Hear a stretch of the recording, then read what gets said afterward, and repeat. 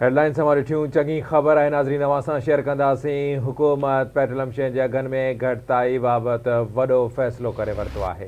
अहम ख़बर आहे वज़ीर आज़म नाणे वारी वज़ारत खे पेट्रोलियम शयुनि जे अघनि में घटिताई जी हिदायत ॾिनी आहे। पेट्रोल 15 रुपया 49 पैसा फ़ी लीटर सस्तो कयो वञे। वज़ीर आज़म जी हिदायत में इहो चवणु आहे। डीज़ल जे अघ में 7 रुपया 90 पैसा फ़ी लीटर घटिताई थिए। नाणे वारी वज़ारत पेट्रोलियम शयुनि जे अघनि में घटिताई जो नोटिफिकेशन जारी कंदी। पेट्रोलियम शयुनि जा नवां अघ अॼु राति 12 वॻे खां पोइ लागू थींदा। हुकूमती पॉलिसियुनि सां मुल्क अंदरि मुआशी इस्तेहकाम आयो आहे। वज़ीर आज़म जो अहिड़ो चवणु आहे। हिकु भेरो ॿीहर ब्रेकिंग न्यूज़ अवां सां शेयर कंदासीं। वज़ीर आज़म शहबाज शरीफ़ जो चवणु आहे त हुकूमत जे अवाम दोस्त पॉलिसियुनि सां महांगाई में वाज़े घटिताई आई आहे।